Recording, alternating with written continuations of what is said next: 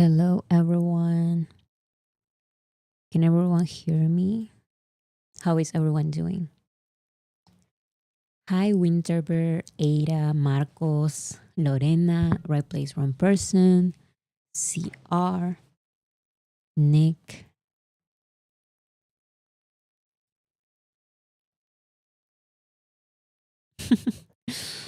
How is everyone doing? I said on Monday that I was having a hard week, but I had good news, so I'm just so happy. That's why I was able to be here today. So I hope your weeks are also, your days are also good for you. I was just stressing about it. So confirmed, now that I'm so happy, I will definitely be uploading my video this weekend. 100%. I'm just so excited. Finally a week after after a month.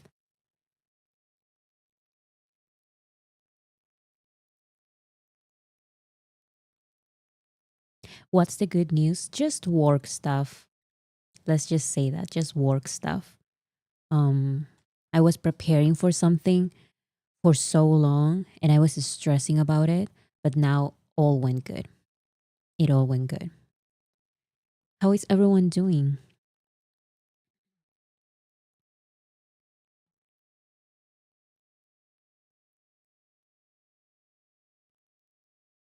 Today my sister got a flight so I can go see my parents this summer after months away. So I also had good news. That is awesome. That is awesome. It's okay, Elizabeth. If you can't stay, you can watch the replay. It's okay. For me, some days of rest after an exam and before work this weekend. Okay, so some days of rest are always good. Did you see the gin concept photos? Yes. And oh my God. Because when we saw the concept photos, um, the first concept photos, I like those. Um, but the concept photos, 2 and 3, amazing. I actually have them here because I wanted to share them as well. Okay, so this is their website. Okay, so we saw these, um, the number one concept photos. Every concept photo is better than the one before. Yes, because listen, I do like these first concept photos, but we were talking about this last. I think it was Monday. Um, they give me like 70s rock vibes, and I like those definitely, but they were a little similar to I'll Be There. I said that on Monday as well. So when we got these concept photos, number two, I was, oh my God, like, look at this. This is what I wanted. This is what I've been asking for. Not asking for, but just wishing in my mind. When I watched these concept photos, number two, can we look at this picture? I still cannot believe it. I still cannot believe that this is a concept picture. Different eras, types of rock. Yes, I can see that because I love his makeup here, his hairstyle, his outfits. I love everything about this. Um Here are more pictures. So beautiful. This gives me a little bit of um I believe it was Run when Jungkook was fighting a man. I believe it was Run, the most beautiful moment in life era. And also Taeyong, yes.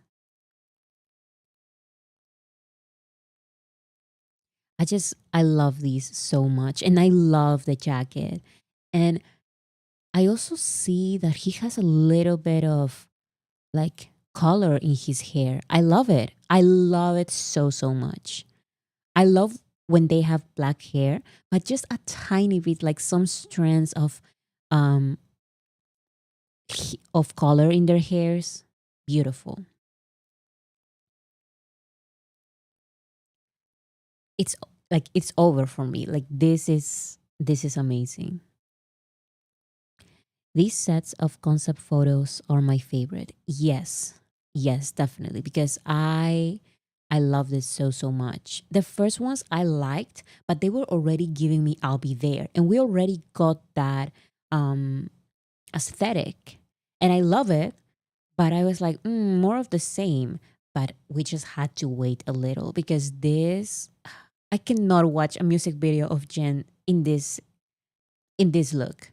I'm going to explode. Like I it's not going to who beat him. I guess we'll just have to wait for the music video as well. Maybe it has something to do with that, or maybe it has nothing to do with it. But I don't know. I'm just excited for the music video as well. With the graffiti and everything, I love it. These are my favorite concept pictures from Jin. I like these better than any other Jin release. I like them better than The Astronaut, which I already liked a lot. I like them better than all the happy concept photos. I love these so, so much. And what I love about this as well is that these are the concept pictures, the concept photos for the album. So it's not just one music video, it's for the entire album. So I'm just excited for the album. It's giving Jungkook in that one photo shoot. Yes, I know which photo shoot you're talking about. Um, and look at his nails. I love it. I also love that they had that effect of kind of like not he didn't paint his nails like recently. It's like very rock star. With the motorcycle, yes. That Jungkook photo shoot. Which song are you most excited for? Honestly, there's this in rope it intrigues me because I still don't understand the meaning of the word. Um so yeah, I'm definitely most excited for that one and for Loser as well because I don't know, like it's already like a very rock star kind of title. Rope it and background. Background as well, yes. Nothing Without Your Love and Don't Say You Love Me, I am excited for. However, um, we can tell by by the titles that they're going to be a little bit of like a little romantic, I guess. And I'm totally fine with that. I love that. But Loser is a complete opposite. So I'm excited for that the most. When I searched for the meaning on Google, I was even more confused. Yes, because I still cannot understand. We talked about this track list um a couple of times already and no one was able to explain to me what roped means. So I'm just excited. Like I'm just waiting to see what it's going to be about. So okay, and we go back to concept picture number 1. I have a feeling that Don't Say You Love Me will be an angry love heavy rock song, to be honest. That is interesting because I associate Don't Say You Love Me. Wait, was it? Because I get confused with the Namjoon song. I Don't Say You Love Me. I'm already thinking of Namjoon's collaboration of Don't Ever Say Love Me. And that song is not rock at all. Like it's a little bit of like alternative, and it's very like heartfelt and like a little slow. So I immediately think of that. So maybe you are right. Um Maybe it's harder rock than we expect, because like I said, I associate it with Namjoon's song, like in my mind at least, because the names are so similar. Such an underrated song. Yes, because I believe we talked about it on Monday, or was it on Friday? I think it was on Friday with my sister, and also on the past week. Um I asked you guys if you saw that, if you listened to that song, and I included that live performance in the music video playlist that I have with every single chapter 2 music video. And so many people were like, I didn't know that song. It is so underrated. I love that song, and I love that live performance as well. It gives ballad vibes, the title. Yes, that's what it's giving me. Like, it gives me ballad vibes. But I guess we'll see.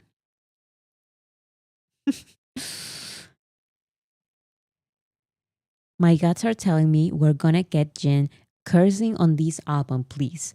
Oh my, I was not expecting, I'm not expecting that.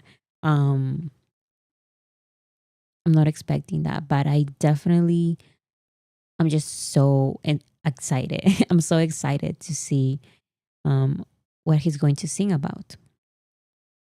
What song are you talking about? Okay, so if you go to my channel, there's a playlist. Where is it? Stream BTS Chapter 2, it's called. And here I have all the Chapter 2 songs, music videos, and official videos.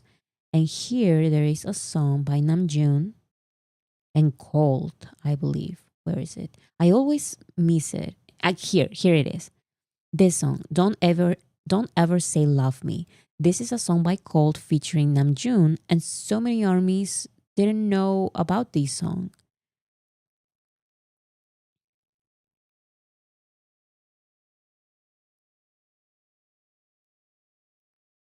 I just love this song so much. So when I think of Jin's Don't Ever Say You Love Me, I'm thinking in my mind of this song because it's called Don't Ever Say Love Me. Wait, people really didn't know about the RM Cold song. So many people don't know about it because so many armies are new. That's number one. And number two, this song didn't have a lot of promotion. It doesn't even have a music video. This is a live performance, technically. I still included it because to me it's a music video. I mean, but yeah, it's a chapter 2 song by RM, and it's very, very good.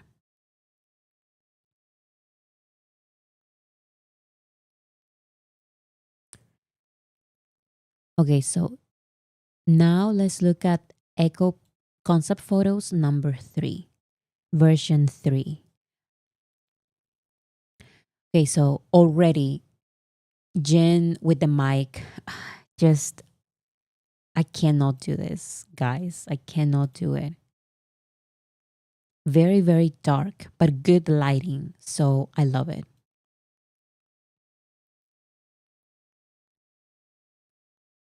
It's giving Black Swan. I mean, yeah, because of the darkness, like the entire set is black. Why is it like that? Hello. That's weird. With the guitar and the amplifiers, I think they are called. All the dark colors tells you what kind of album this will be. Definitely, because Happy definitely had a lot of like, it has like a rock sound, like a rock influence. But at the end of the day, the graphics, the concept photos, everything is very bright. And the songs are that as well. They're very bright pop rock songs. And I love that. But we're getting like some harder rock songs here. I can feel like from the concept photos. Grunge rock.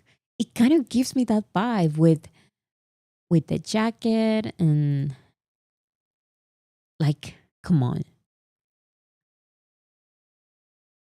This is one of my favorite versions. This is definitely my second favorite from the three. Very, very fun.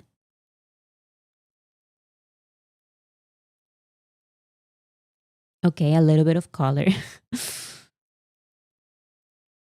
The way Jin knows exactly what we wanted before we even knew we wanted it.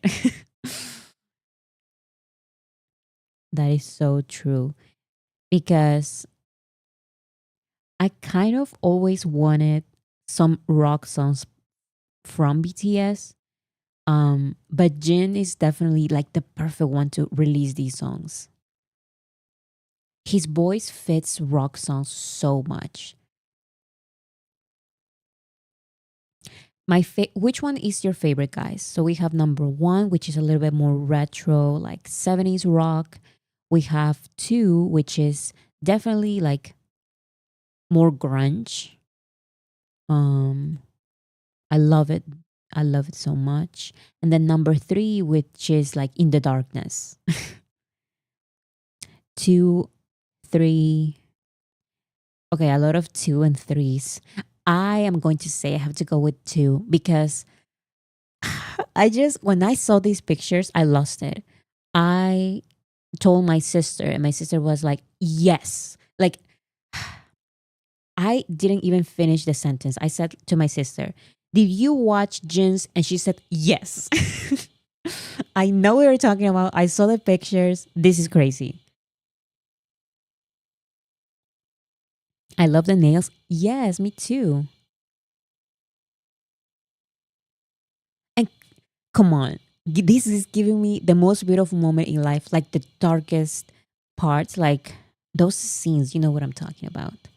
Um, this style fits him so well. Yes, like this is awesome.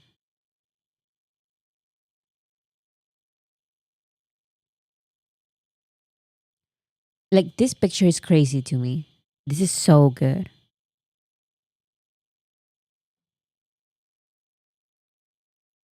As a person who loves different types of music, depending on my mood at the moment, I feel so spoiled with Tani's. I'm standing eight all-rounder artists. I don't feel the need to listen to other artists. Um, BTS is seven. Like I don't know, but I think you meant seven, or I guess BTS counts as another artist. So I totally agree with you.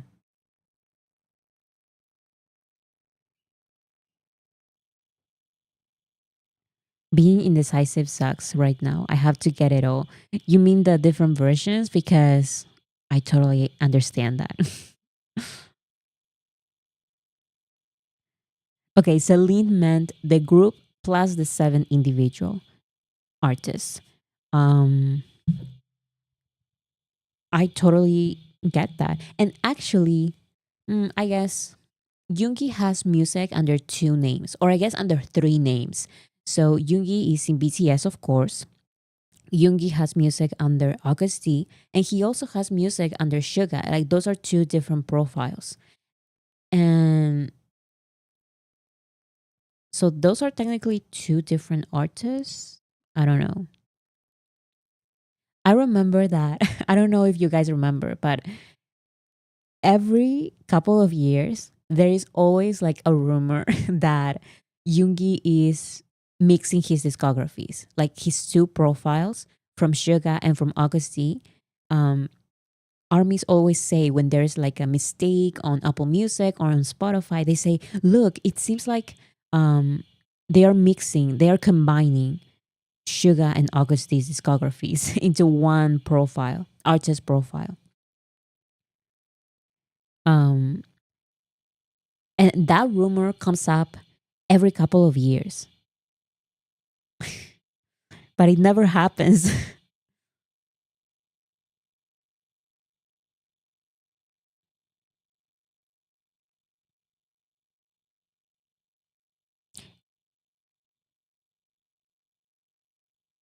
I'm sure combining them would give him many streaming records instantly. Yes, because the name Suga has Girl of My Dreams, which has a lot of streams. It has Blueberry Eyes. It has the song with Halsey. What was the name of the song with Halsey? Lilith. So that would add a lot. That, of course, that. Um, eight. Is your phone ringing? No, it's. I'm so sorry about that noise. It's so annoying. Um, I live in an apartment, so it sounds like it's like the water or something. So it'll stop in a minute.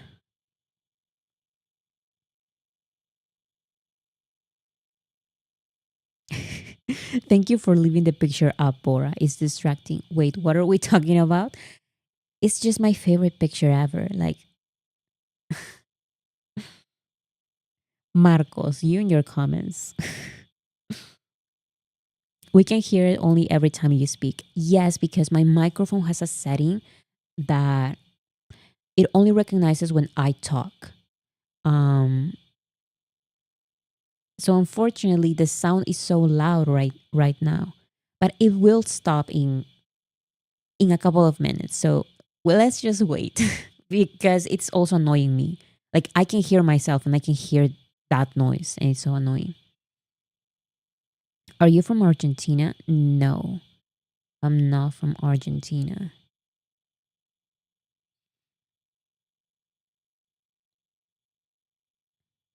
How long did it take you to become this knowledgeable? This is impressive. I The truth is that I don't know anything. I just play around with the settings. Um I got my microphone and I just started looking at the settings and see what works best. Apartment struggles are so real. Yes. I hate that sound. It's so loud.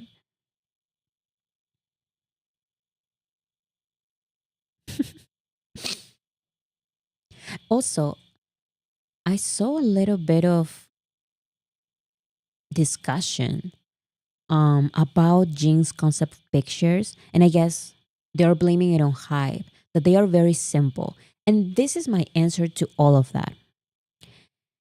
The importance that we give to concept photos is a very K pop thing because no other artist does all of this, like concept photos number one and two and three. I don't think they are simple. I think they give a very specific message. And even if they are simple, like, I'm sorry, like, the visuals are very important. Yes, they are. But the main thing is the music. And I'm sorry, they don't have to give concept photos. That is such a, that is just something that they do because they want to share a little bit of the visuals before the release of the album. But they don't have to.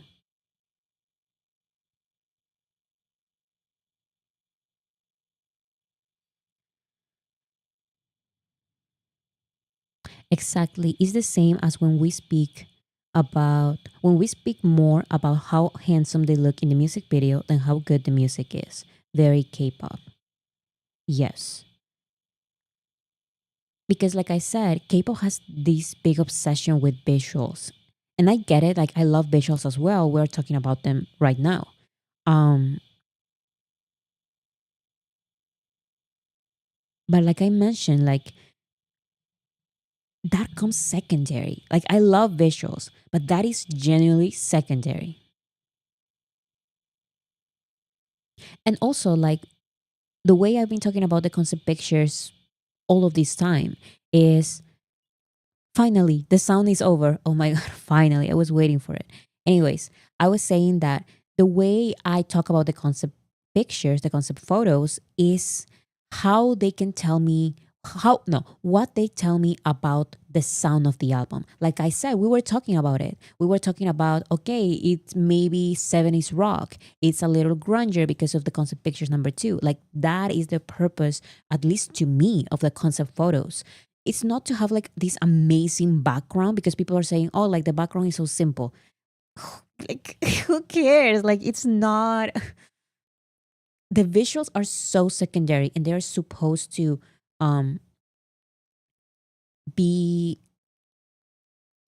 at least for me, the concept photos are supposed to be just a way to understand the music a little better, or to see his vision of the music. But I don't know, like I the key word is concept. Yes, so it explains visually the concept of the album. I don't even think they were simple.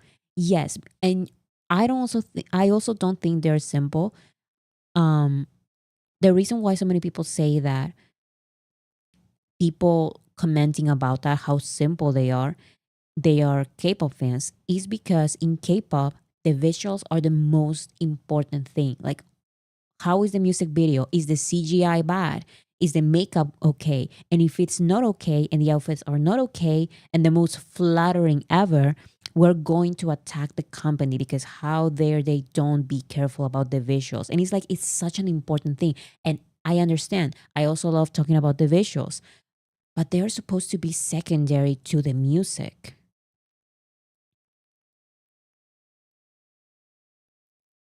I'm sorry, but the background, that's like people commenting on how nice the background is when I'm standing in the middle of the frame in my wedding gown. Exactly. Like, sure, we can talk about the background, but this huge importance, like, it's unnecessary. Like we were talking about, we are analyzing these concept photos as a way for us to understand the sound that we're going to get when the album releases, when the album is released. So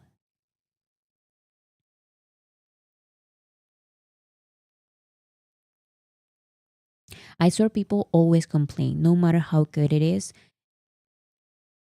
it's never enough. I'm so tired. Yes, people are always going to complain about something. And like I said, BTS really doesn't have to do this. That is a very K-pop way of seeing things, because in K-pop it is expected. Like, these concept photos are a big thing in K-pop. But no other artist is doing that. No other artist is doing that. That is not from K-pop. Um Concept photos don't exist, and they shouldn't. They shouldn't release this, but BTS does. And honestly, if BTS ever stops releasing concept photos, I'm going to be totally okay with that, because it's not mandatory. It's something that BTS wants to do, so they do it. They don't have, actually, there are so many albums out there, from big artists, that they barely have any visuals. Like, the visual is the cover picture of the album, and that is it.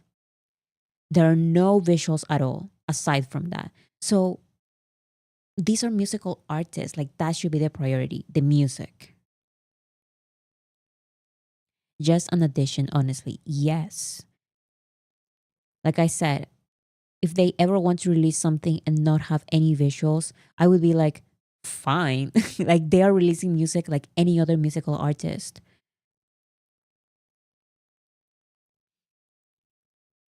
Okay, so those are the pictures.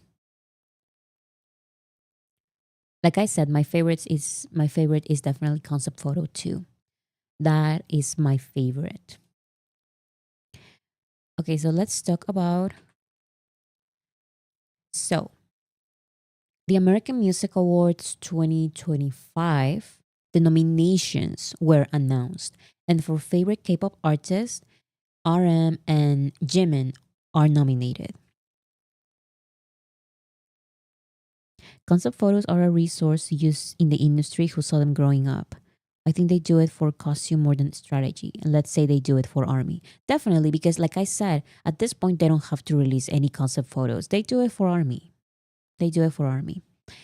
But yeah, this is a voting award show. So You should vote. um, so for favorite K-pop artist, Jimin and RM are being nominated. And here is the little video that they have. Yeah, which is basically nothing. It's just the picture. Now, what I found very interesting about this is that, okay, so for the American Music Awards, um, Jimin and RM are being nominated to the K-pop category only. Okay, I was like, okay, they are nominated for favorite K-pop artist. Okay. And then I also saw that for the Korean Music Awards. So let's remember, this is American Music Awards, nominating them at the for the favorite K-pop artist. And now for the for the Korean Music Awards, which so many people say is the equivalent of the Grammys in Korea. So for the Korean Music Awards, Right Place Wrong Person is not being nominated because it's too alternative. And he's like, I just don't understand that logic.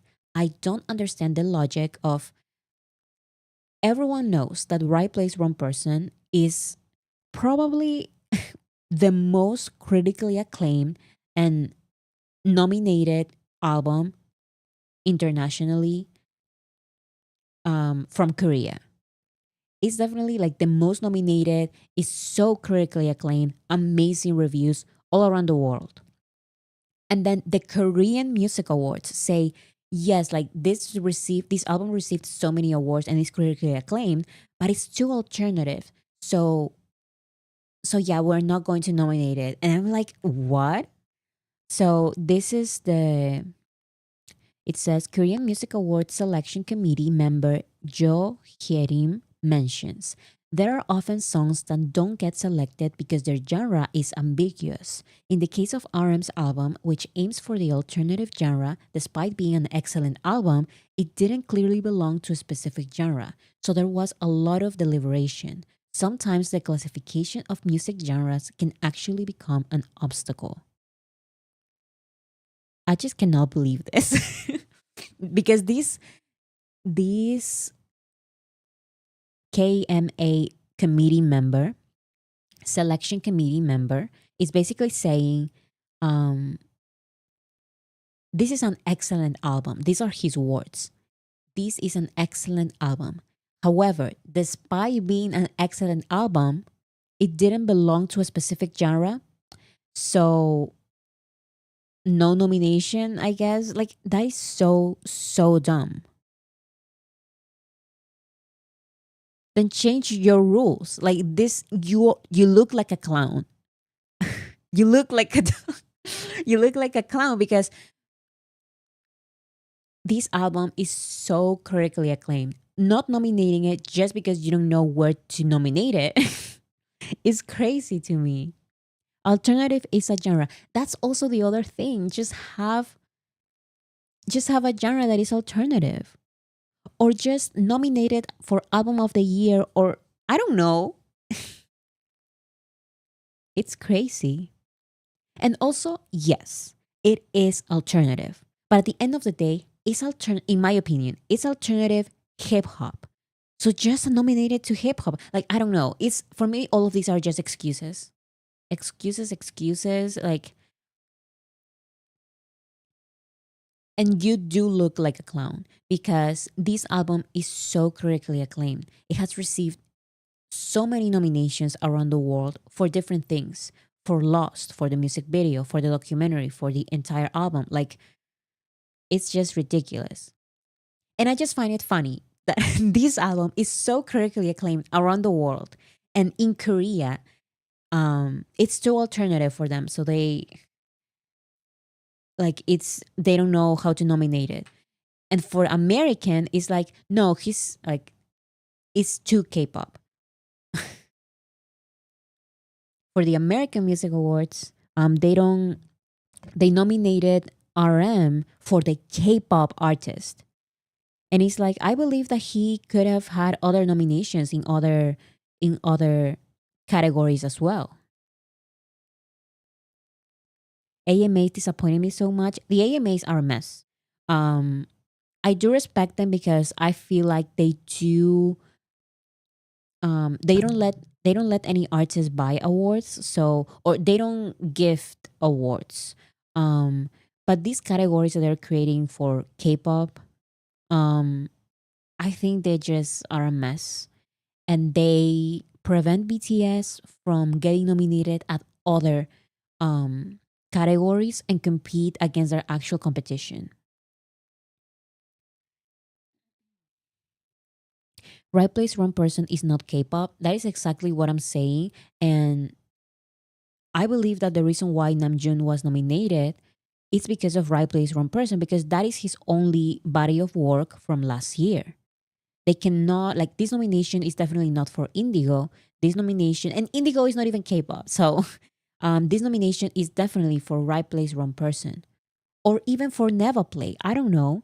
But all of those releases have nothing to do with K-pop. But no, he's nominated to the K-pop category. And then we go to Korea and it's too alternative. So no, like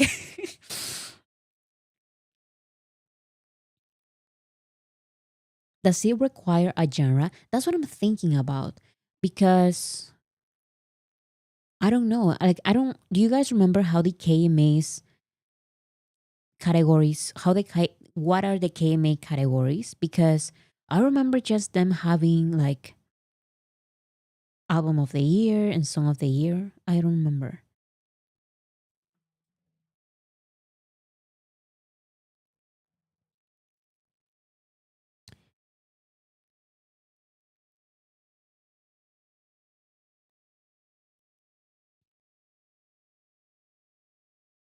If it's album of the year, they usually don't have genres. Maybe they were considering it for um apart from album of the year, maybe they were not even considering it. But they said this album has so many is so critically acclaimed around the world that we have to include it somehow. So they wanted to maybe nominate it to smaller categories at the KMAs, but because those smaller categories are genre focused, they didn't in the end. KMA has hip hop and rock categories. Right Place Wrong Person producers have been rock nominees. That's what I'm saying.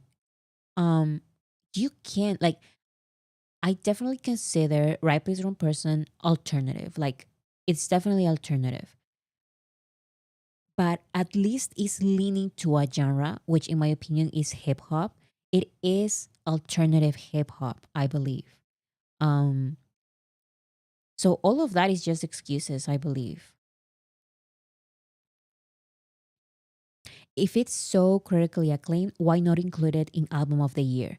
Because I think that they should definitely nominate it End of the Story. And they should actually win because there's no other um Korean album that is as critically acclaimed as Right Place Wrong Person this past year. It just doesn't exist. um, but maybe they don't want to because I don't know. I don't. I don't know.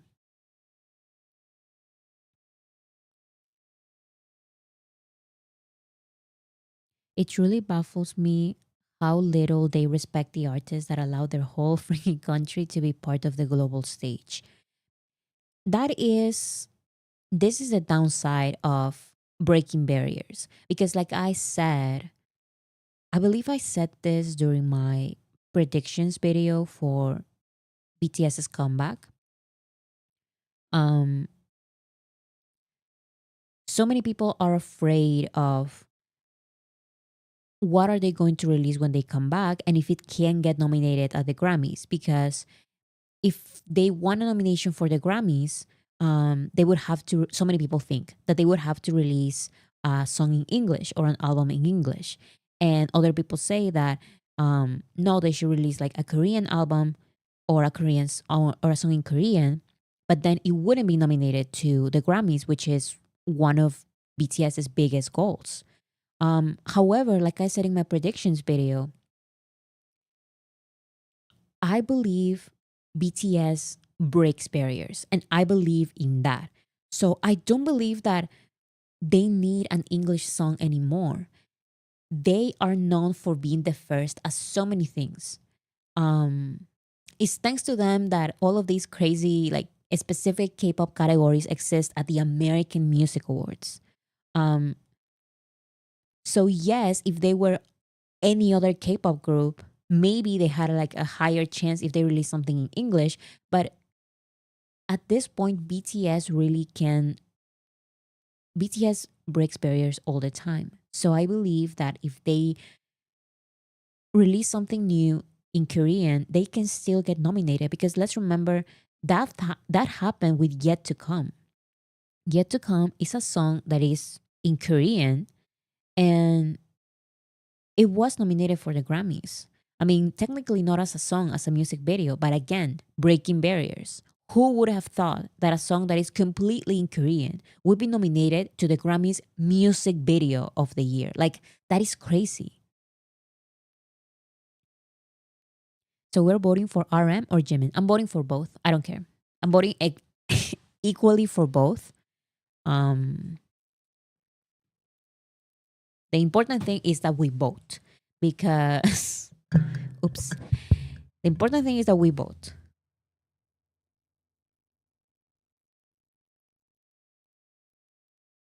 As an outlier, they will be treated as such. In a much, no, in, no, what are you trying to say? As much as it sucks, they are kind of cut off from the categories, and everyone wants to box them in or coerce them into fitting in. Definitely, because every single award show has these categories, like very specific categories. But when you are like BTS, who just keeps breaking barriers, um, we're going to go through this. We're going to have to go through this at some point. Can someone please tell me where to vote? Just go to the AMA's. Let me show it. AMA's vote. Okay, AMA's vote.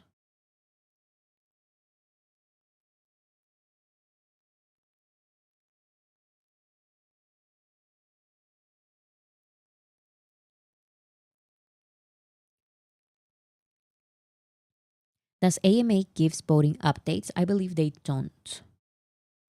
Um,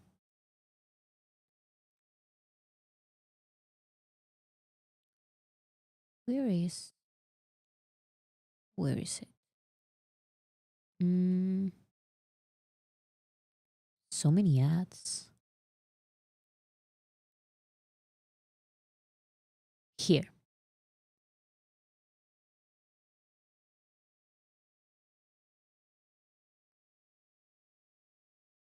Okay, so it says, let me show the screen. This is the AMAs.com. The AMAs.com. I can leave the description, the link in the description. So it says two ways to vote for the 2025 American Music Awards. Number one, Instagram voting. So you go to their Instagram right here, and then it says comment on this post with a hashtag to vote. So I guess you'll have to go to the post and then use the hashtag in the comments. Yes, comment on this post with a hashtag to vote. So you can do that. That's number one on Instagram. Number two is on the web. So there is no Twitter this year, right? Because I remember that he used to be on the website and on Twitter. Okay, I'm leaving the vote for the VMAs. I'm leaving the link. I'm leaving the link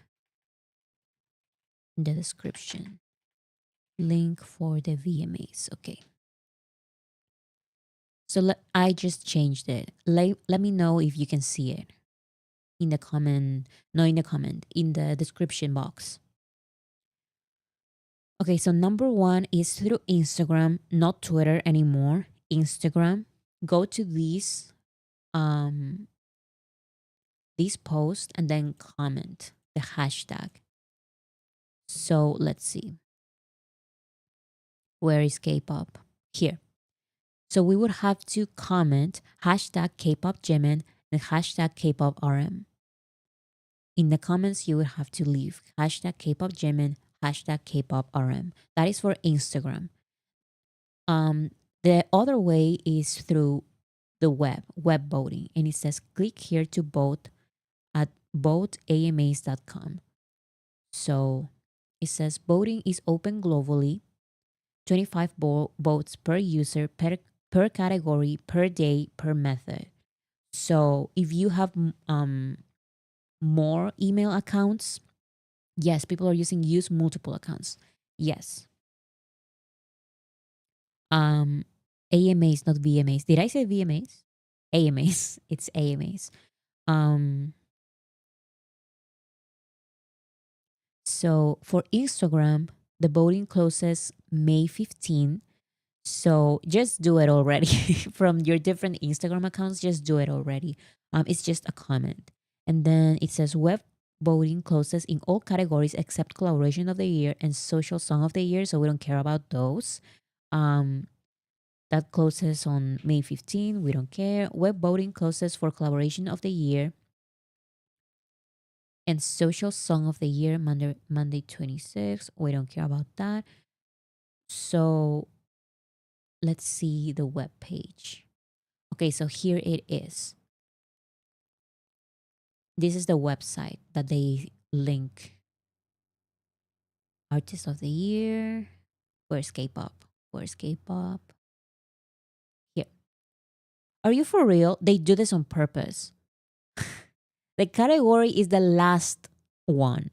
They always do this um so you don't just go here and vote for BTS. You have to vote for everything. Of course it's optional, but they usually do that. So yeah, for this is the last one. So vote for Jimin and RM here, and also leave the hashtags in the Instagram comments.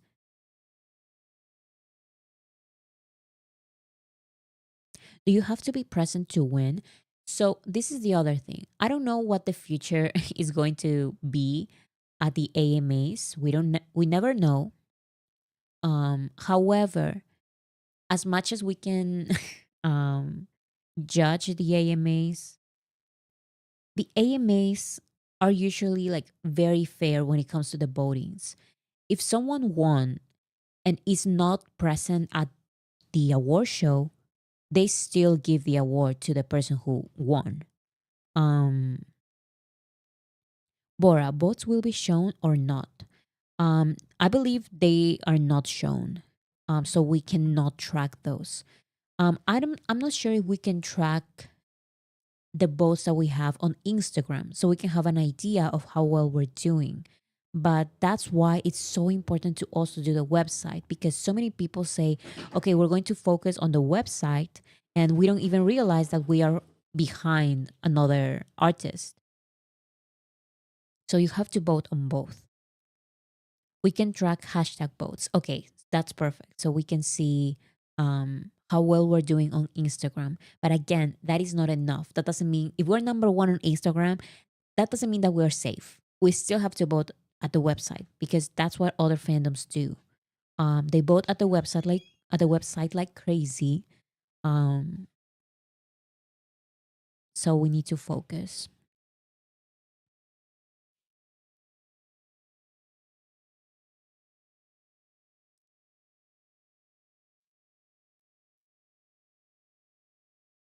How do we vote on Instagram? So, like I said, in the description box of this video, of this stream, I have a link.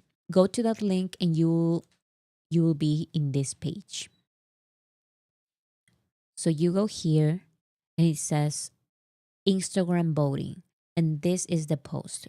You have to open this Instagram post on your phone or on your laptop, your computer, and then vote for BTS. Um, you'll have to comment in this post using the hashtag K-pop Jimin and hashtag K-pop RM. That is the way to vote on Instagram.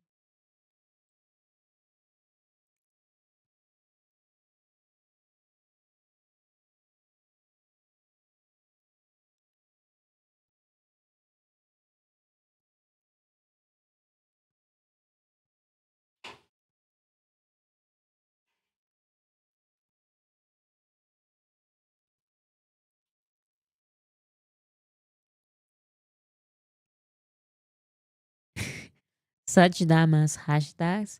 I mean, yeah. I just don't understand why they chose Instagram. And okay, like you chose Instagram, then do a poll or something on like Instagram stories because like using a hashtag, what if there are bots? Like I don't know, like it's a weird thing to vote on Instagram for me.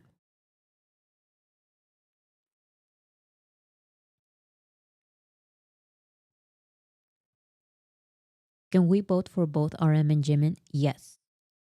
But you have to keep the same energy because um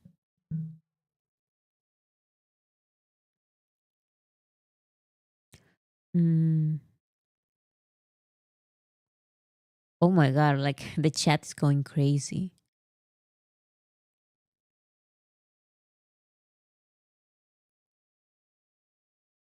I'm on the website. How can I vote? Only on Instagram? No. So number one, it says Instagram voting. Number two, it says web voting. So you go to here, you click on vote, and then this website comes up. And then you go to the last category. If you don't want to vote for for the other ones, you go to the last category and then you vote here. Very, very easy. All of that with the link that I left in the description box. So, should we create multiple accounts for the Instagram voting? If you can, yes.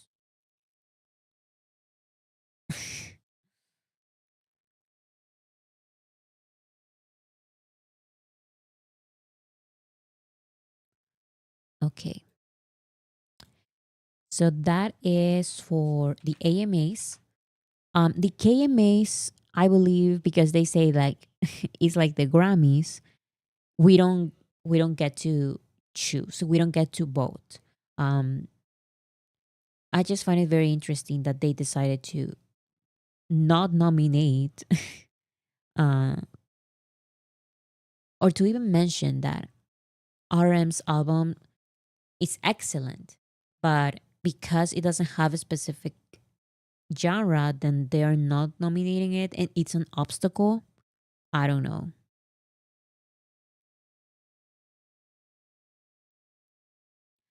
On IG, is it one comment per person? I'm not sure. Here it says both details, so it should say. Hmm,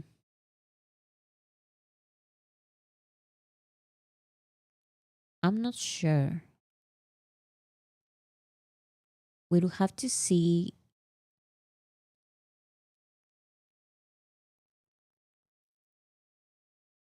Oh, here it says you can only vote for one category and one nominee per Instagram comment. If you include multiple voting hashtags in one comment, that comment will be deemed invalid and not be counted. Okay, but it doesn't say anything about using the same account for different hashtags. Your Instagram profile must be public in order for your vote to be counted. That is so important. So make sure that your Instagram profiles are public, guys. And it doesn't say anything about voting for two different people in the same category. I guess you can because it doesn't say anything. But it does say that if you vote for different using different hashtags, you have to do like hashtag K-pop Jimin, finish comment, end comment, another new comment, like a completely new comment, hashtag K-pop RM, and then you post that. So don't use in the same comment, don't write in the same comment hashtag K-pop RM, hashtag K-pop Jimin. Don't do that. It's not going to count. So important to follow the instructions. Yes, that's why we need to focus on the instructions as well. But it doesn't say anything about using um, voting for two different people in the same category. So I guess we can.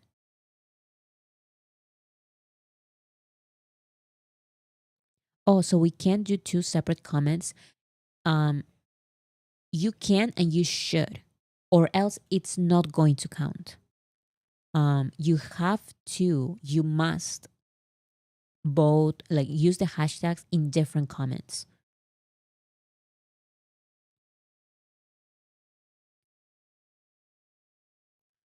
Okay.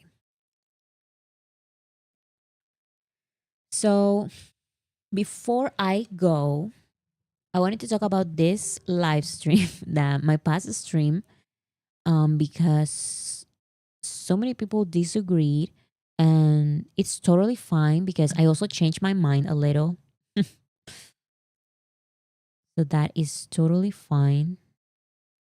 But I wanted to read some of the comments because, like I mentioned in some of the comments here.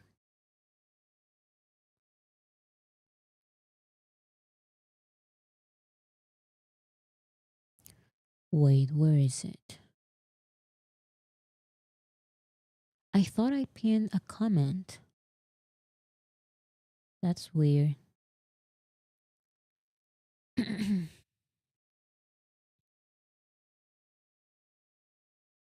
Okay, so for example, comments like this. So when I had my stream on Monday, I talked a little bit about the host and the interviewee, like Nate, who worked with BTS at American Hustle Life. He was one of their, it's not the word coach, is not the word mentor. Um and I believe that so many people had very, very strong opinions about them because I can definitely tell that people watch this YouTuber, and there's nothing I can do about that because, like I said, comments are really, really divided. Really divided.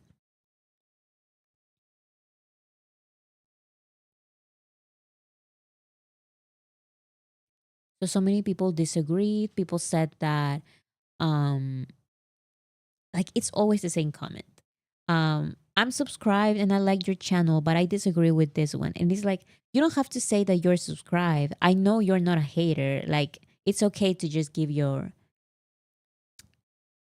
comment, your opinion. It's totally fine. Guys, stop. Seriously. Like, we moved on. Like, so many, I don't know anything about that.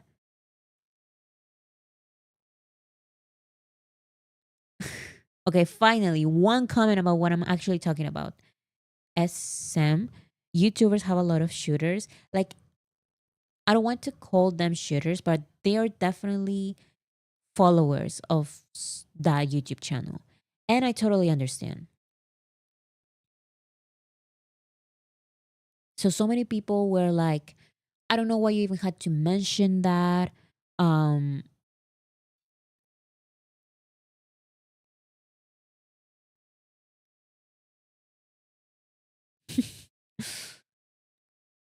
oh my God, I'm seriously, like, if people keep talking about this, I'm going to mute you guys. I'm so sorry.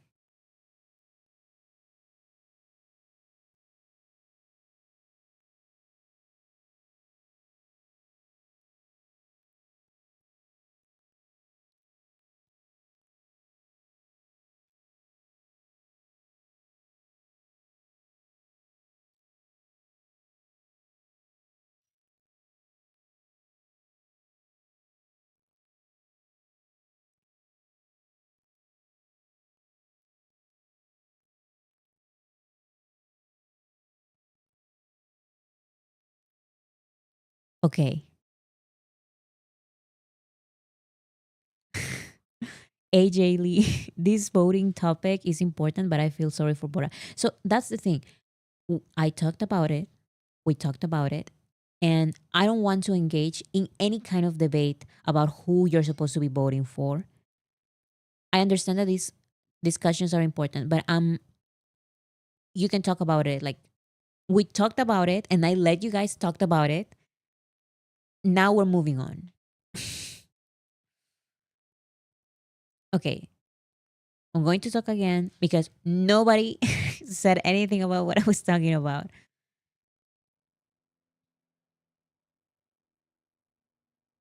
So on Monday, I had this live stream about this interview and specifically about what's it called? The comment that he had about SM.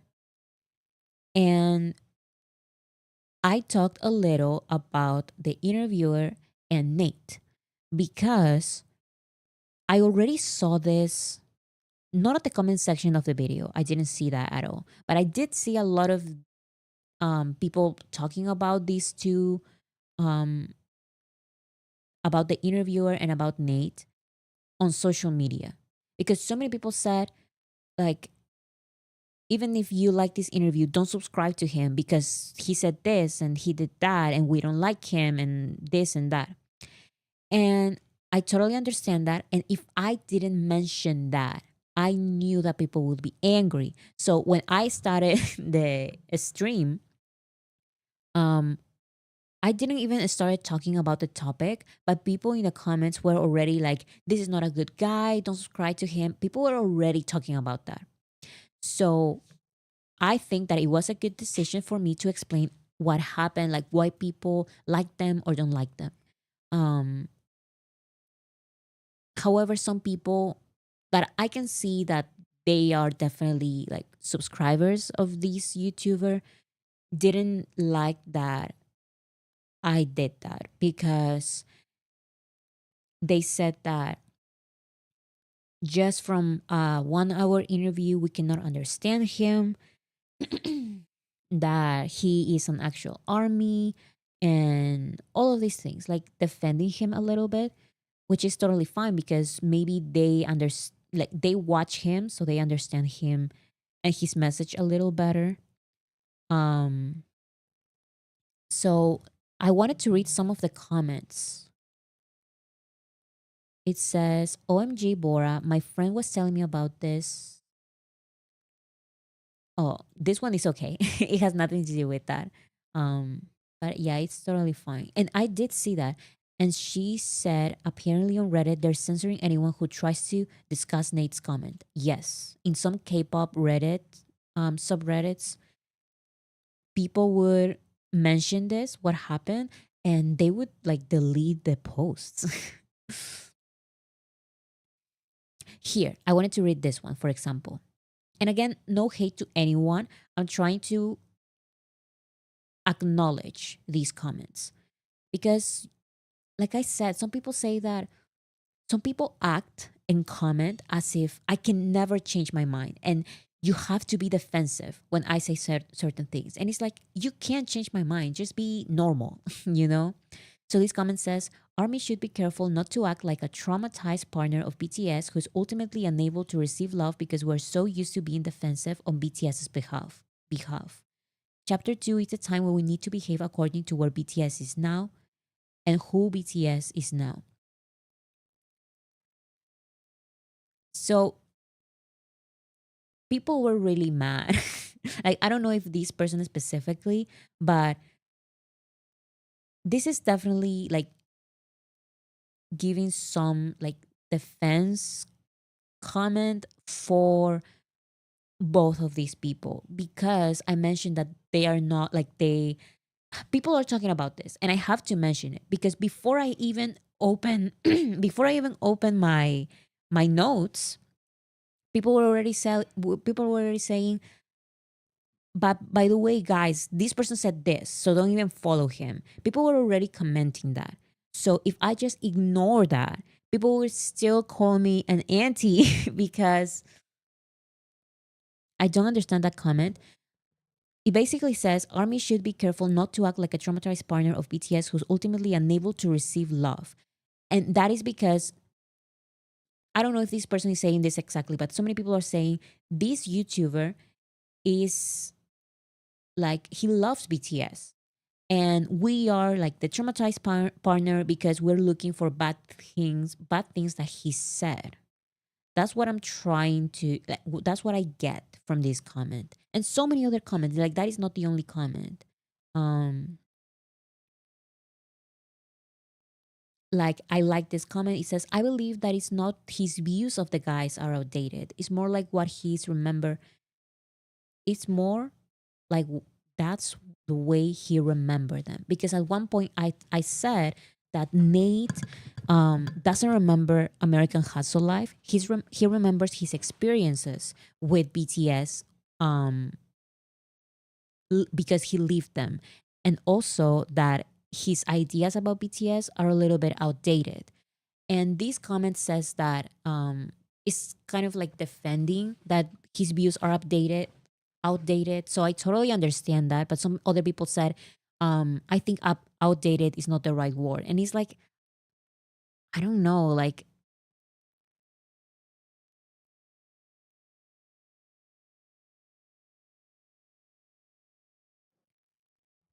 so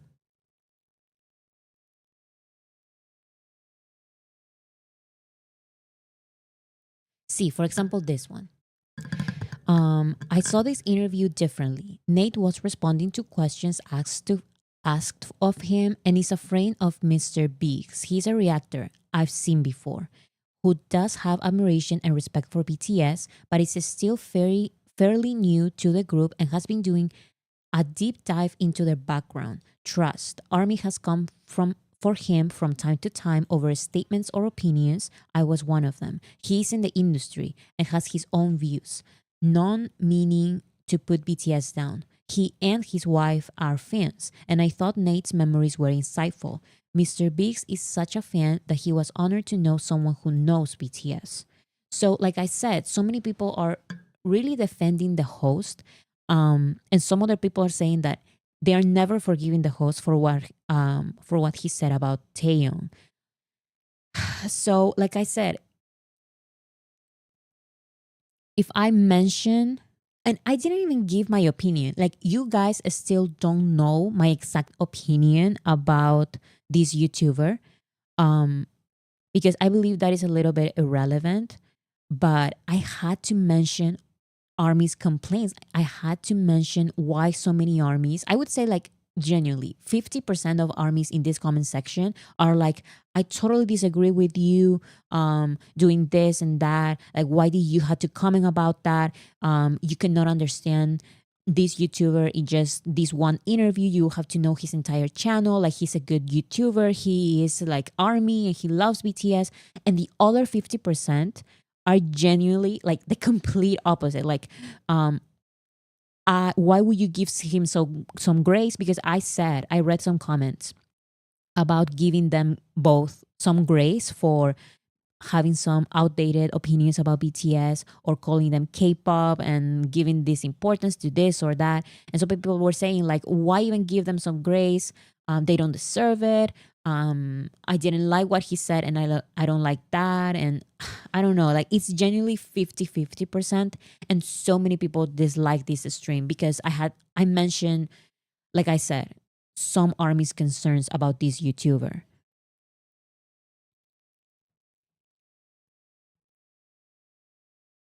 And like I said, I was trying to be as fair as possible. I said from the very beginning, all of these um, are concerns that people have about him um, that I could read online because I said from the very beginning, I don't know this YouTuber. I don't know him. So all of my knowledge is about this 1 hour interview.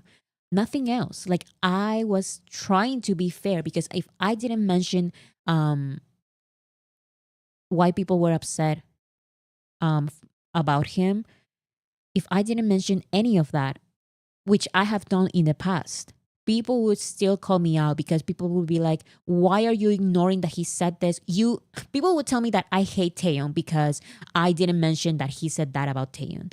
So I had to mention it. I had to.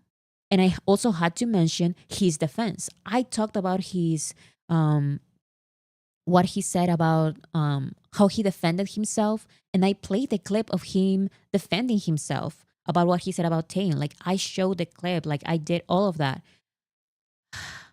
And I totally understand why people are so divided because I believe that some people really do like him, like follow him and everything. Um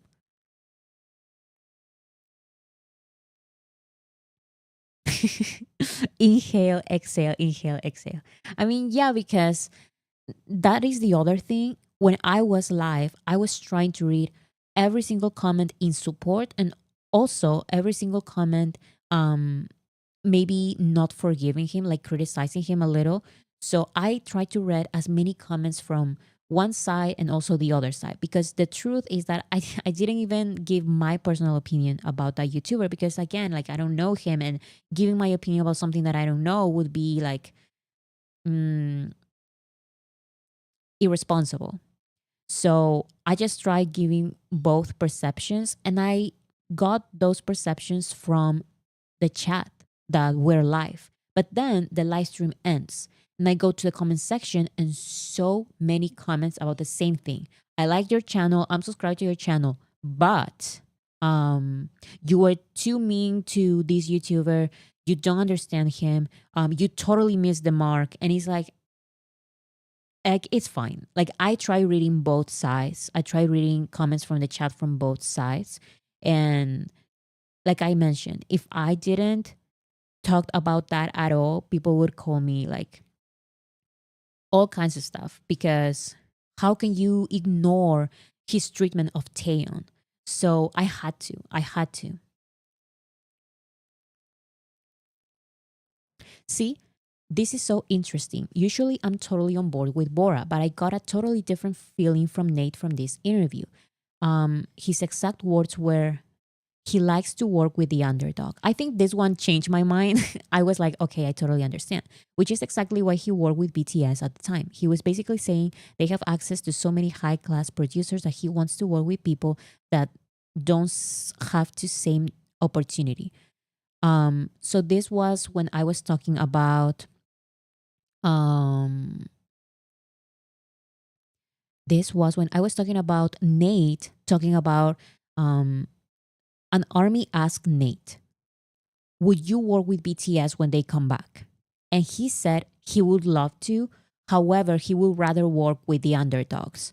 And when he started talking about the underdogs, he said he wanted to create his own K-pop, American K-pop group. And I totally understand like this comment, because his exact words were, he likes to work with the underdog, which is exactly why he worked with BTS at the time. So it would make sense why he doesn't necessarily would work with BTS right now. Um, so I totally understand that side as well.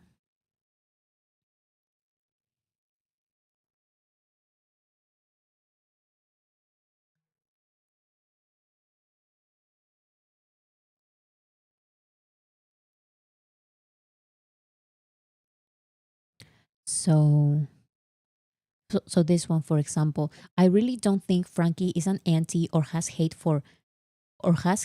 on for any of the guys. Why did Army even recommend for him to What Are You Share as some of his first content? Personally, that makes no sense to me, especially since he had absolutely no context to their decades long friendships, their personalities, and also had zero context for the Korean culture. Um, so a lot of the dry humor and jokes went way over his head, and he took them as literal. So I think this comment is fine. Like they are just they are just disagreeing like a normal person. You know that what I'm trying to say? Disagreeing like a normal person. Like this is fine as well.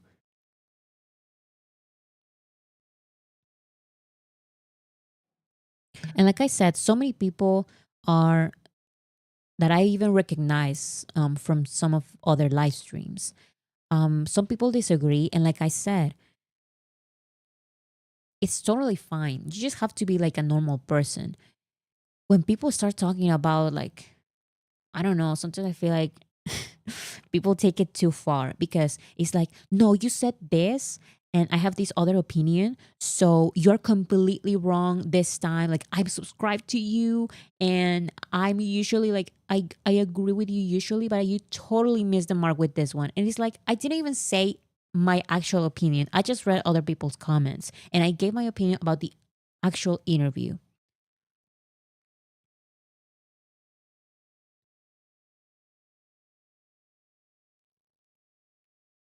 I think you don't do anything wrong, but also I think that rapidly becoming a hidden topic because a lot of the chat was justifying these people.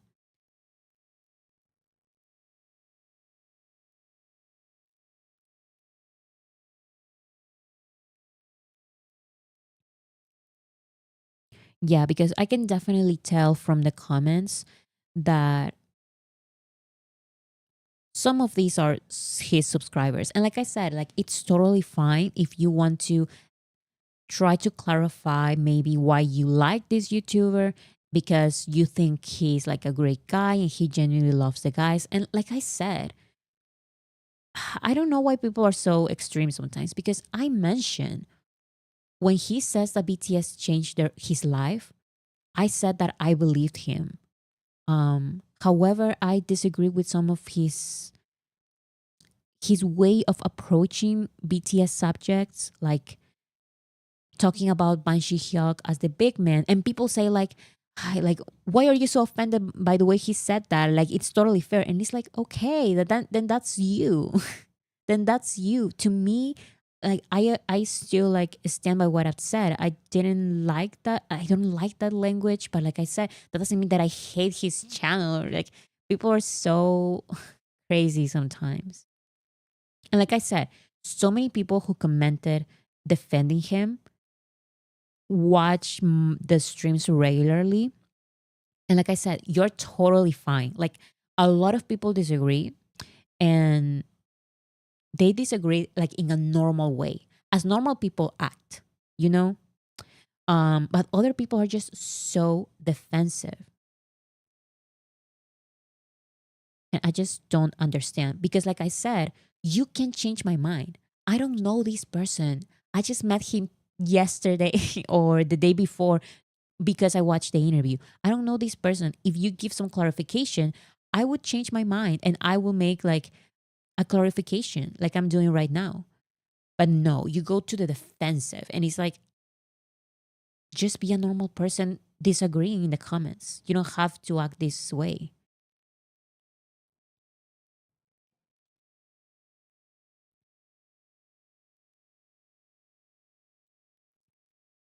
Bora, love your videos, but I feel too many people are way over analyzing this video. Frankie is a very experienced producer in his own right, and he brought receipts when people try to call him fake. He has the perspective of a producer and does know how the industry works. There is nothing wrong with this perspective. The attacks on Frankie are unwarranted. As for Nate, I get the impression he has not kept in touch with BTS and is trying to not a step out of place. His only perspective is the 2 weeks he knew them. Okay, so let's stop right there. Um, I understand that maybe you feel like we are overanalyzing this video. However, that is what I do in this channel. Like, have you watched some of my video essays overanalyzing one single small clip? That is what a lot of video essays do. Like, you have to analyze even like the short content. Give it some context from outside and analyze every single line, and that is what I do. Like I and like I said, this person says that they love my videos and I believe them. Like it's nothing against them. It's just that I don't know. Like it's very annoying to get these paragraphs every single time you disagree when you can just, I don't know. Like I said, I can totally change my mind. I read some of these comments and I changed my mind about certain things. that I didn't even mention. I had harsher opinions about certain things, and some of these comments changed my mind because they are being normal in the comments. But yeah, EB Fox, thank you so much. I'm sorry, Bora, but people are defending that guy and that he can say what he wants and yet are mad when you are speaking your mind. That's crazy. Yeah, thank you. Thank you so much for your comment. And like I said, I was specifically making sure because people were very negative about him before I even started talking about the interview. They were already so negative about him in the chat that I wanted to show both perspectives from the very beginning. Of course, I'm going to talk about Army's concerns about this YouTuber, but I'm also going to show the comments from his supporters, like from his followers. And some people, I read so many comments and I felt like I was giving both perspectives. I was, because like I said, at the end of the day, it's not even like a strong opinion that I have about him. I don't know this person, so I don't have a strong opinion. Maybe if I watch every single one of his videos, I would feel entitled enough to come out and say, I don't like this person or I like this person and these are the reasons. But no, I never did that because I don't have a strong opinion about someone that I don't know. Um, but yeah, like I said, this person thinks that we are way over analyzing this video. And like I said, that is what I do. Like I over analyze pieces of content. I have an entire, I can think already of so many videos when I overanalyze like small pieces of content because that's what I do. Like when I make my video essays, and don't be too upset, Bora. I mean, I am not upset anymore because, like I said at the beginning of the live stream, I had good news today and I'm just so happy now. But when the live stream ended, it was not just one comment or two comments or three comments. It was comment after comment after comment after comment saying, you were too harsh. I disagree with this. Um, and just like I said, some comments that I even liked said that um, I disagree with you, but I believe that I perceived it at this other way. I liked some of those comments. I gave them a heart because, okay, you disagree, but you disagree like a normal person. But so many people were so defensive of this YouTuber that I didn't say anything bad about. I just read some of the concerns that armies had.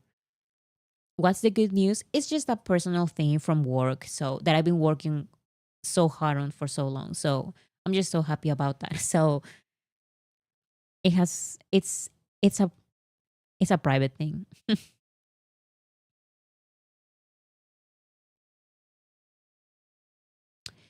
um okay, so as for Nate, I get the impression he has not kept in touch with BTS and is trying to step out of place. His only perspective is the 2 weeks he knew them. Just because you meet someone 10 years ago doesn't mean you're buddies. Nate probably doesn't have any special insider knowledge. And I wouldn't expect that from him, honestly. Like I said in my notes section of the video, um, I also felt this way. He has an outdated perception of the guys. So, and I don't think that's wrong. It's just outdated, which is totally fine. I felt this interview was in good faith. I also believe that as well. Lastly, Frankie brought up a common issue I've been seeing with reactors, and that is false flag commenters dragging them into fan wars, shipping, and toxic solos before they understand how corrupt K-pop is. This is done to make armies look toxic as well. That's why the YouTuber mentioned that um, some people who were um, trying to cancel him are not actual armies, are people pretending to be armies just so they can make army look bad. That's what he said. Many reactors are caught off guard and not to BTS, no, and not all stick it out to understand what is happening. I've seen several reactors talk about why they stopped reacting to BTS, and it is because of the craziness in the comments. Frankie stuck it out and learned to not fuel the wrong fans. Even if Frankie has a motive, I do feel is honest. Honest. This interview was gift Frankie gave the fans because of his personal friendship with Nate. We should be grateful. Thanks again for all you do for BTS, Bora. So, um, I agree with most, like almost all of the entire comment, but people say like the first line, Bora, love your videos, but I feel too many people are over analyzing this video. That is that is what I'm going to do. Like I am going to over analyze things when it comes to BTS. Um but again, this is a nice comment. It looks nice. Mm,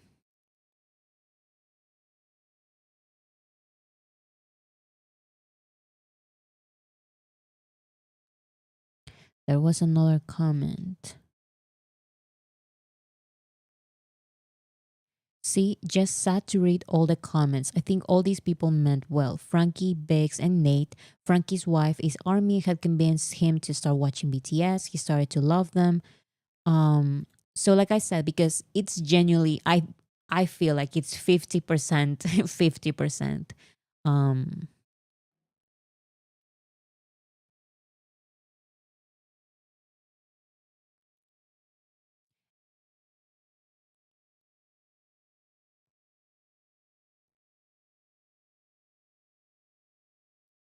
Here, I responded to this one. I think focusing on Frankie and Nate deviated us from the real shocking news. Sorry, Bora, I can't be on your side this time. I know you want us to be overly critical of the people who talks about our boys, but they both are who they are, and the important thing is what Nate said. Now we can confirm from an outside source that our BTS survived the attacks of one of the most powerful companies in their industry. And I understand and agree to an extent, but so many armies had very strong opinions about them before I even shared my screen. And if I ignored those concerns, people would have called me an anti. This is unfortunately a lose-lose situation for me, but it's okay. And it is true. It is true. Like I first of all, I just wanted to write some notes about the overall interview. Um Nothing necessarily positive or negative about the interviewer and Nate. I just wanted to write some notes, and then I realized that so many things were mm, cutting me off guard. And then I saw on social media that like this person did this or said this, and I was like, okay, so I can include that on my notes.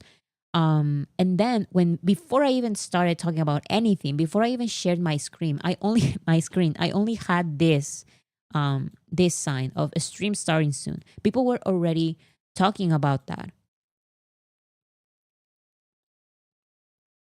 So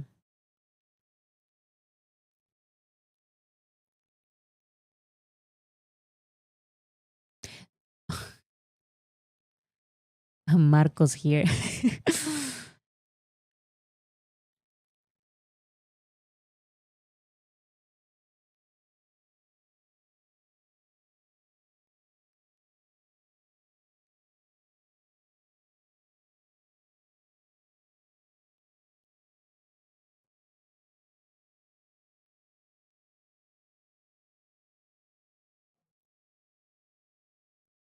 So yeah, that was because like I said, I only read the comments for the first 24 hours.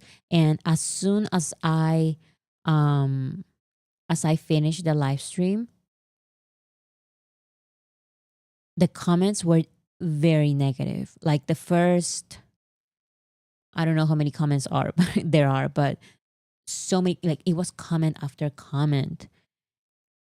And one of them really pissed me off, but I cannot find it.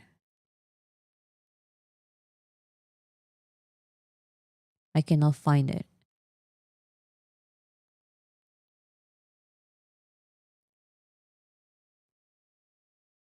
I love Bora's content, but after hearing the first half hour, I think there might be a bit too much nitpicking here. Just like we don't want people to judge before they get to know and understand the boys or their intentions, the same grace should be applied here.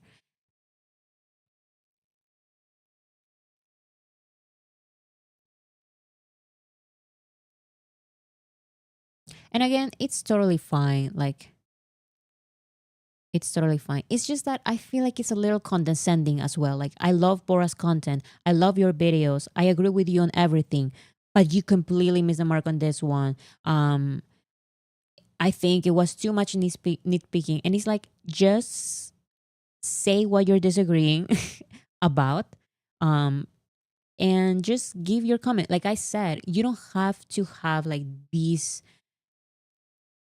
attitude because, like I said, I can't change my mind, especially on something like this. Especially on something like this. Like, it's totally fine.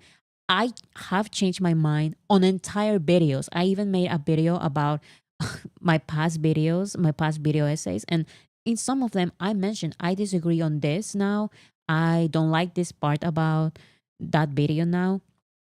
So, yeah, especially when it's like I said, I ended the live stream and it was comment after comment saying the same thing.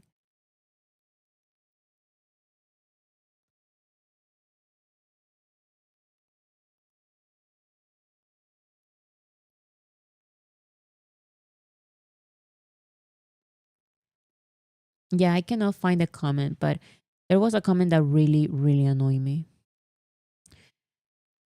because what did they say? It was something I don't even remember. But I wanted to respond so bad and say, at this point, just unsubscribe because but I don't remember what was the comment.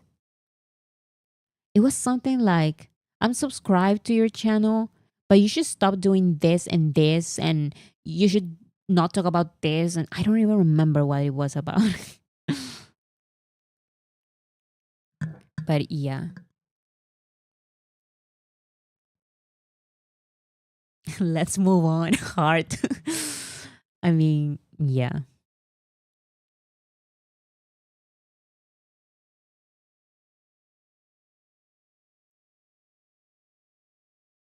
Bora, I think don't need to explain. No debes dejar que un comentario te llegue tanto. Como dije, no era un comentario, eran muchos. Like I said, it was not just one comment. Because if it's one comment, like I'm going to get a couple of negative comments all the time in all of my videos. Um, However, like I said, oh, I remember the comment now. Someone said, someone said in the comments that they don't like how, like, they said, I'm subscribed to your channel and I usually agree with you. Like, the most common thing ever, the most common comment ever. But sometimes you do too much. Sometimes it feels like you're worshiping the guys. And I just cannot stand it. And I'm like, then unsubscribe. Like, genuinely, if you think I talk about BTS too much, like if I talk positively about BTS too much, um genuinely unsubscribe because this is a BTS channel. Like, the name of the channel is called Veracity Magazine, so if you think that I'm too positive about BTS and to you is like worshiping, then unsubscribe. Like, genuinely, like, you don't have to subscribe, you don't have to watch the videos. I remember the comment, like I cannot even find it.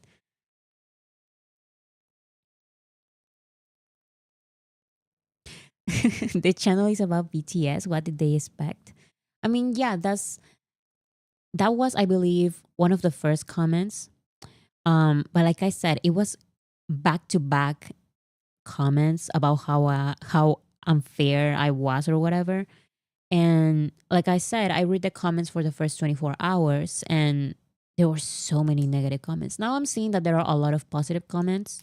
Um, so good about I'm good about that. I'm happy about that. But yeah, it's definitely like a 50-50 situation. Some people really cannot seem to forgive this YouTuber, which I understand. And some people say that um, we should give him more grace because in the end, Taeyong is his bias and he genuinely loves BTS, and I also understand that. Tell us the positive comments now. Most it's not even like that um positive about the video. It's more like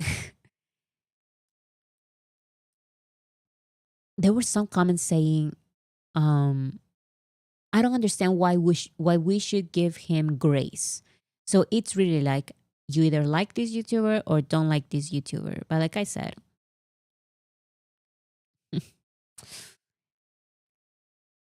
Bora, you need to learn to ignore. So I do ignore a lot. And sometimes, like I said, I only read the comments for the first 24 hours and then I completely ignore. um so I have learned a lot about ignoring people in the comments after many years of having the channel. I believe 3 years now. I've had the channel for 3 years. Wait, 3 years or 2 years? I don't even remember. But yeah, like I said, um it was just too many comments. It was too many comments about the same thing. So, happy anniversary. Yes, 3 years. The negative comments hit harder, don't they? Yes, because here's the thing. When people say things about, like negative things about the streams or the videos or all of that, I just don't think about them at all. But sometimes I hate, I hate that I usually agree with you, but and it's like you don't have to do that. It's just like it's just a personal thing that I hate.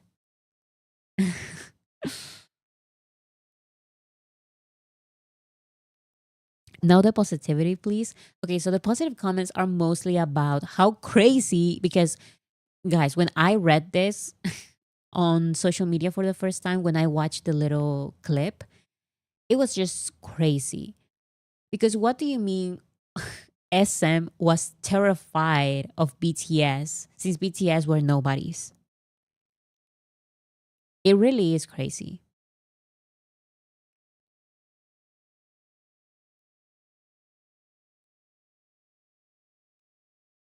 It's easy to say ignore when you're not the target of the comments. Yes. Um, you guys don't understand how much I ignore. But like I said, I try to engage a little with the comment section for at least the first 24 hours or at least the first 2 hours. Like I finish the live stream and I check the comments after 2 hours maybe. And I was not expecting that. I was not expecting all of these comments. Now I can see that it's definitely more positive.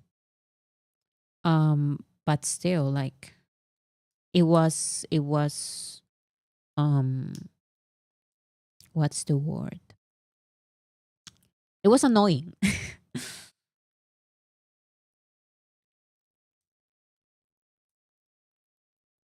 So hopefully the same thing doesn't happen on this comment section.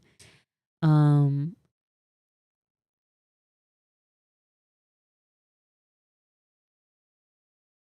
but yeah, this news still impact me today because what do you mean?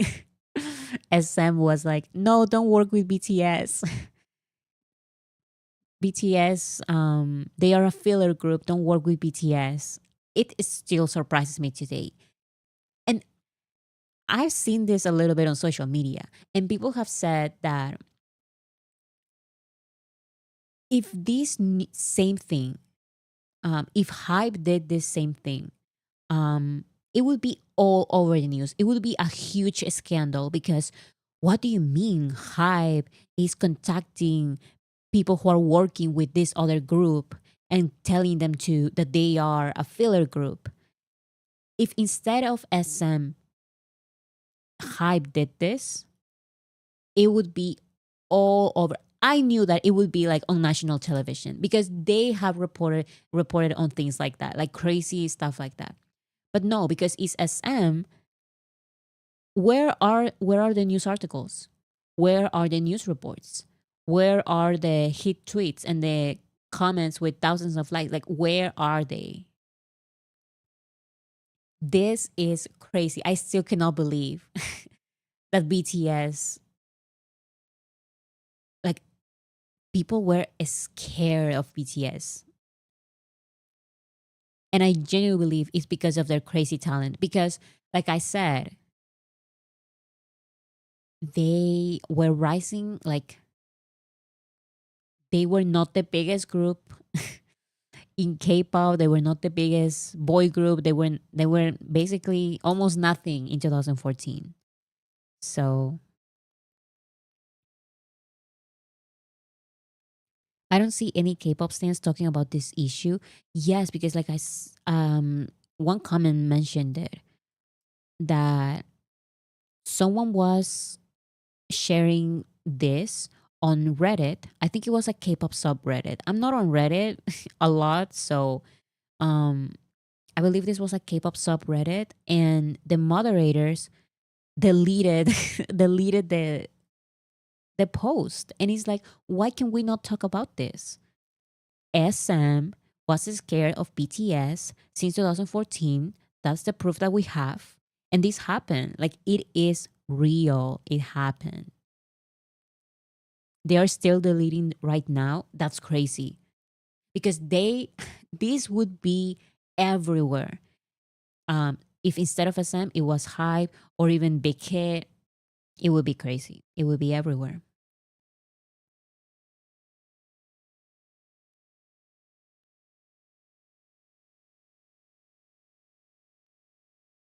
Except that's not really true. Their impact was just way under the radar.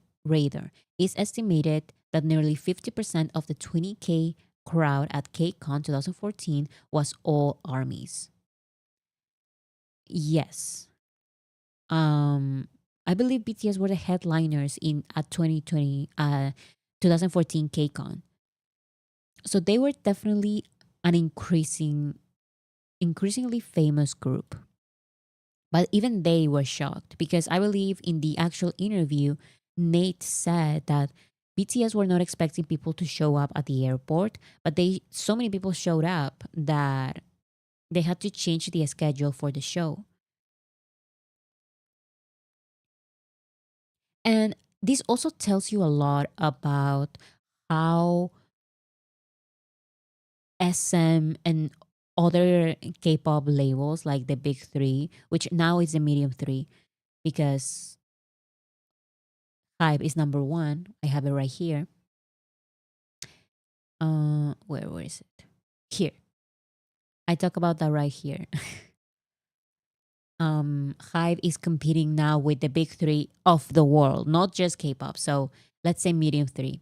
Back then in 2014, the medium three were really doing their best to undermine BTS's success because BTS were really growing silently, but they were growing and they were like a real threat. Big three does not exist anymore. They really don't anymore. Like it's so official, and I believe that with BTS's comeback, BTS has a chance of surpassing Warner Music. We're talking about the big three of the world: Sony, UMG, and Warner. I believe that BTS has a chance with their comeback to surpass Warner Music. I genuinely do. Microscopical three. I mean, at this point, they kind of are because Kakao is also doing crazy moves. So,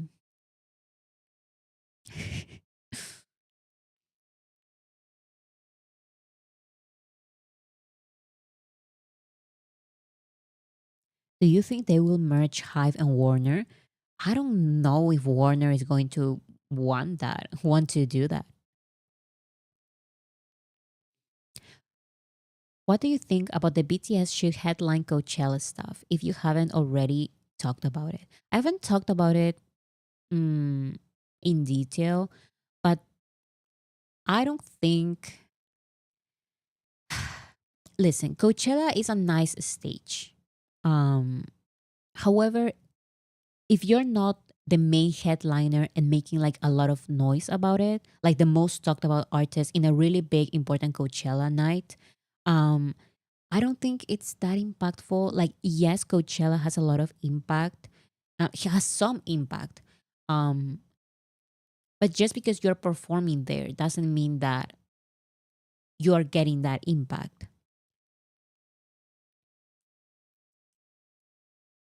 My point is that BTS doesn't need it.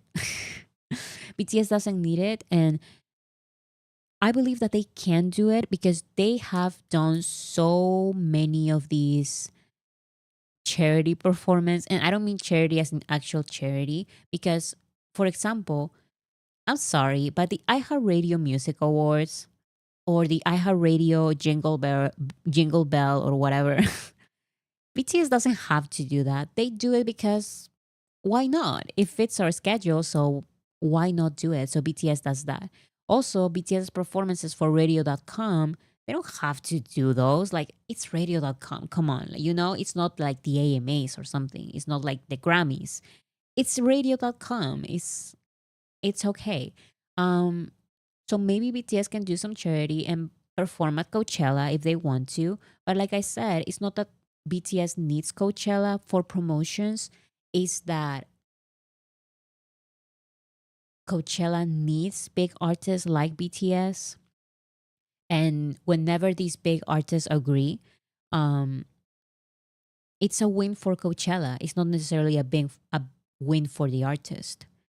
So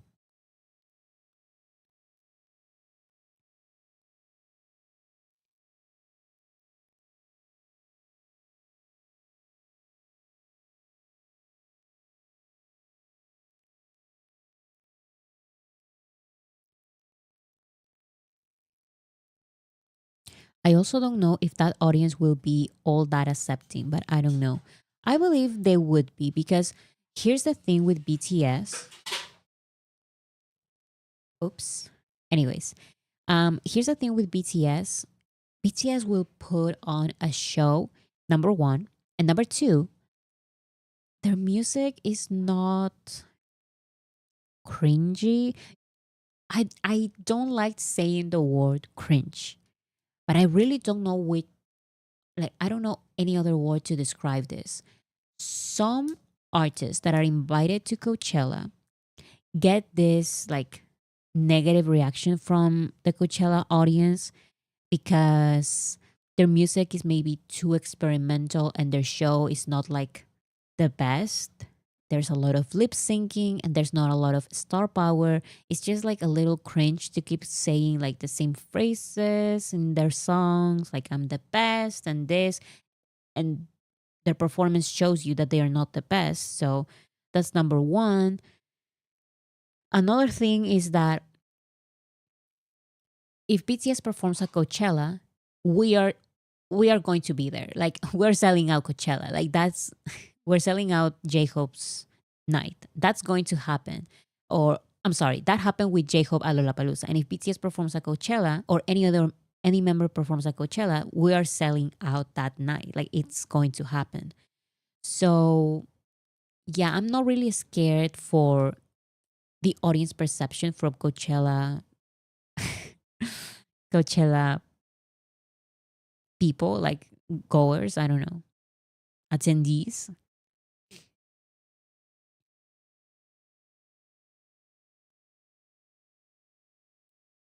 Oh, I agree. They are quite general public friendly and just very good. And if other K-pop artists are okay, BTS would be loved. They just don't need it. Definitely. They don't really need it. But like I said, BTS doesn't need it and BTS still performs at radio.com.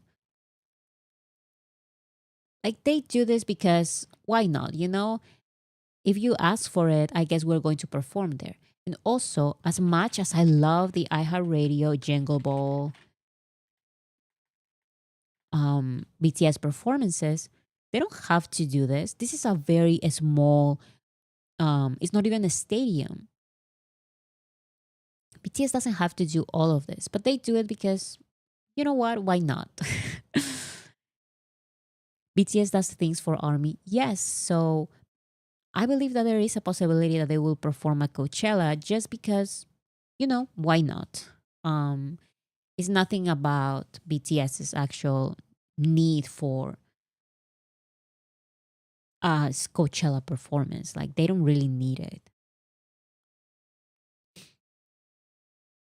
Bottom line, BTS is too big for Coachella. Yes. So that's the other thing. So when Coachella reaches out to Ariana Grande and Beyonce, um, for them to perform at Coachella, definitely they are different with them than they are with other artists from that they're going to perform on smaller stages. And I believe without a doubt, BTS would be like a priority for Coachella. Like if BTS decided to, okay, if you ask for it, we're going to perform at Coachella. Coachella would be like, okay, thank you. Like, we're going to do this for you and this for you and this for you. And they would definitely be the headliners, no doubt. Because remember that J Hope was the headliner at Lollapalooza and he was one single member. No other K pop act has done that. Like, he was only one member of BTS. If BTS or any other BTS member wanted to perform at Coachella, they would definitely be the headliner. So BTS is getting something from this.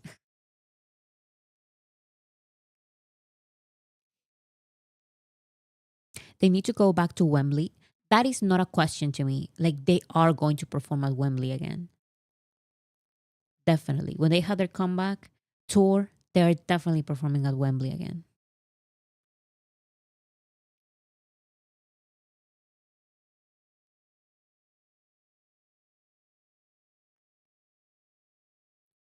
Okay, being on Coachella is a big deal, but come on, people, really?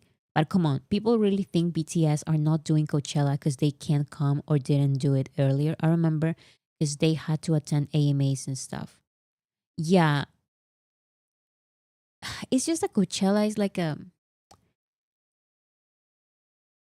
This is what I think, and I have no proof for this, but this is what Coachella gives me, like their vibes. I feel like Coachella doesn't pay the artists a lot because they invite so many different artists, and the really big artists that perform at Coachella are only a couple that I can count with one hand. um, so maybe they did invite BTS, but BTS said, for that amount of money, I'm not doing that. So maybe um, if Coachella reaches out to BTS again, because come on, like they definitely have. Um, and BTS is free because that's the other thing. I mentioned in another one of my live streams that if BTS has to choose between their stadium tour and Coachella, they would definitely choose their stadium tour because all of those people are just there for them. But in Coachella, it would be the same amount of people, the same number of people, but also for other artists. So, yeah,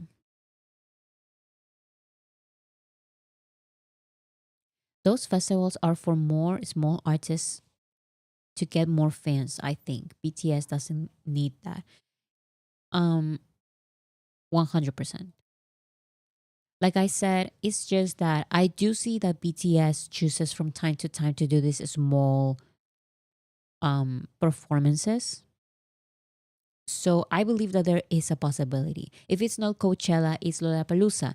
If it's not Lollapalooza, it can be, I don't know, the iHeart Jingle Ball again. Like I don't know. Like they from time to time they do these small things because they are free and why not? So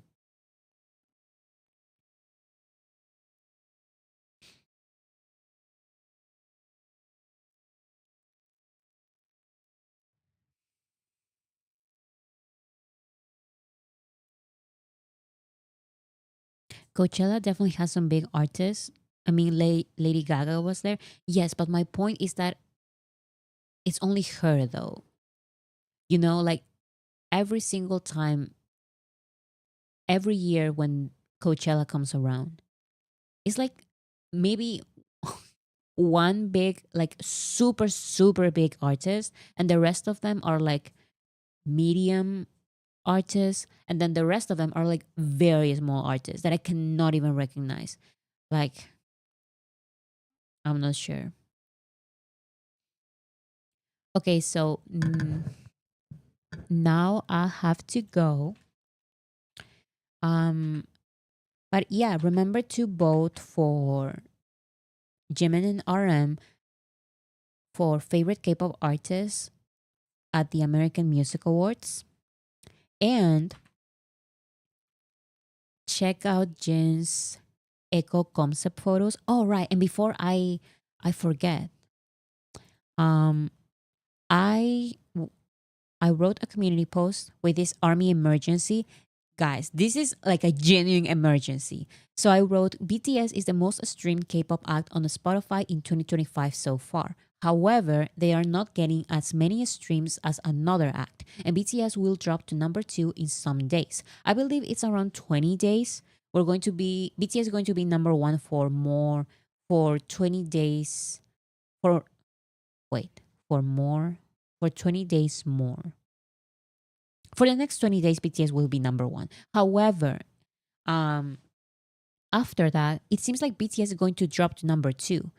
And this is just about streams. So just make sure to stream BTS.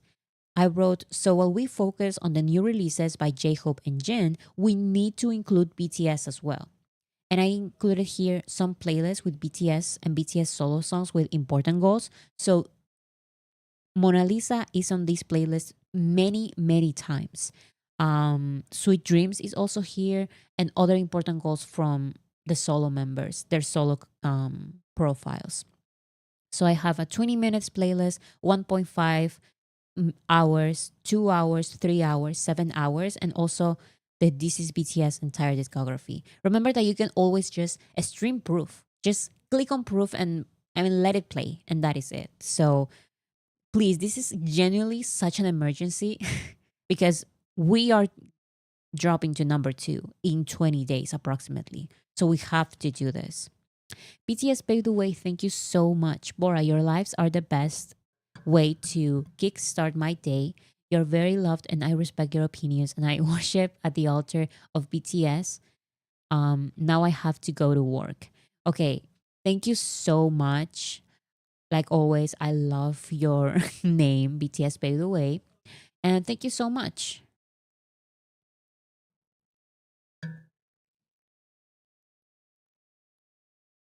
Bora, can you comment about Jen and Chris Martin at his concert? So I have all the clips and pictures, and we're going to talk about that on Friday with my sister because my sister is also very passionate about this special moment between Jen and Chris Martin.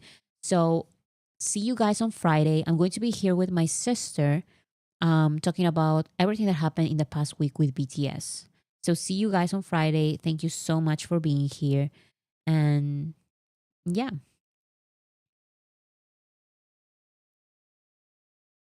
Okay, guys. Bye, guys. Thank you.